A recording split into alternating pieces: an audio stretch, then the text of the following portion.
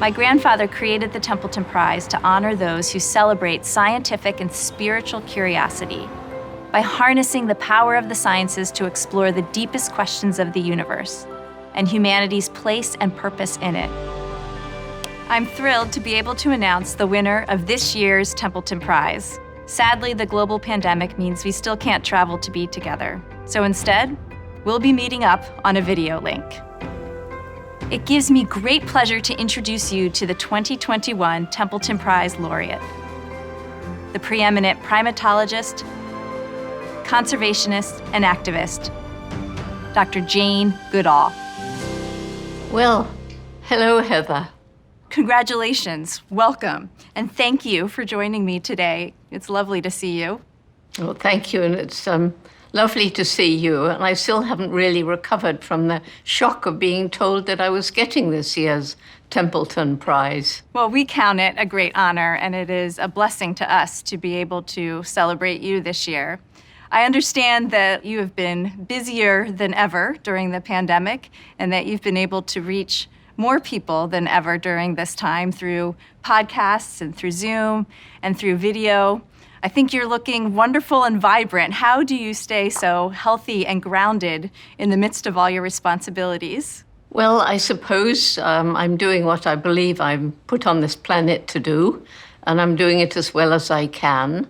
And it's quite encouraging to know that I've been able to reach literally millions, and I mean millions more people, and even start new Jane Goodall institutes and roots and shoots for young people from my little attic hideaway.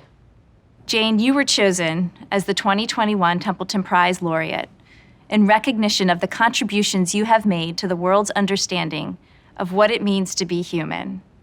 I'd love to know, which of your discoveries are you most proud of? The fact that animals are sentient beings. And I think I was born knowing that. I grew up loving animals from a tiny, tiny little age. I was taught so much by my dog. You can't share your life in a meaningful way and know that these are sentient beings.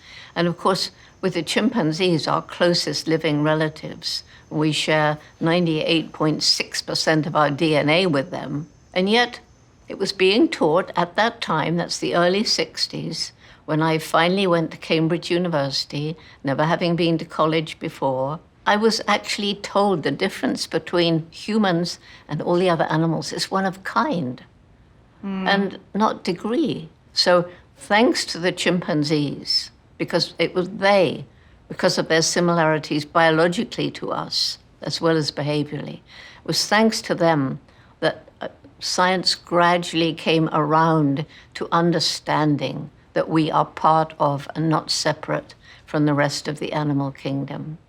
And that I think is a really important contribution to have made. And I couldn't have made it without my mother, my dog, the chimpanzees, and Louis Leakey, who selected me. None of us do it all on our own. And for me, I've been so lucky. I've had such incredible support. How do you think those specific discoveries will impact the future of humanity and our planet? So for me, what I felt in the forest was this very strong presence of a spiritual power.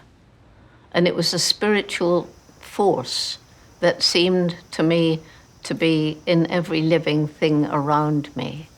And that spiritual force within is something we call a soul or a spirit. But I've always thought, well, if we have a soul and a spirit, then the other creatures do too, and the trees.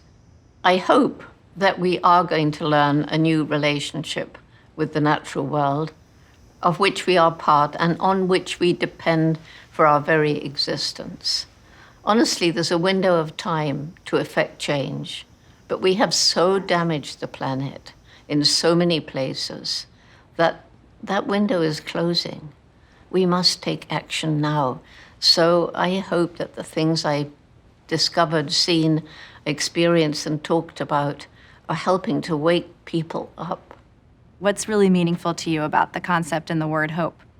In the situation we face today with a disintegrating environment around the world, if you don't have hope, then Why bother? If you don't have hope that what you're doing, like recycling plastic or raising money for various charities, if it's not going to help, why bother to do it? So hope inspires you to action.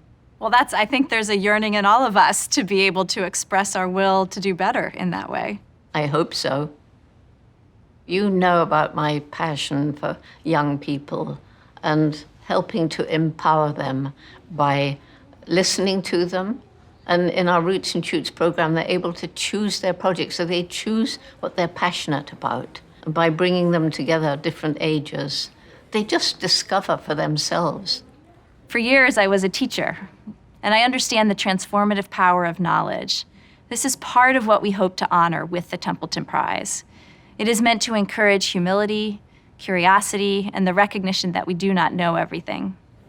We do that because when we get a glimpse of some new reality, when we learn, for example, how much chimpanzees and humans have in common, then we are also confronted with new questions about what it means to be human.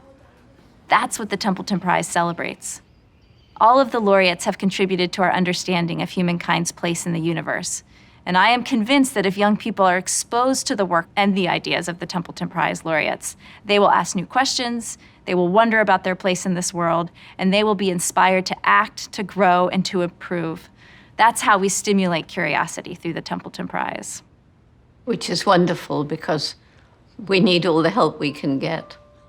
Jane, it has been an absolute pleasure and privilege to talk with you today. You have filled this world with grace and beauty through your work. You give me hope. And for that reason, I really hope we can meet in person later this year during our Templeton Lectures. Thank you for joining us to celebrate this year's Templeton Prize winner.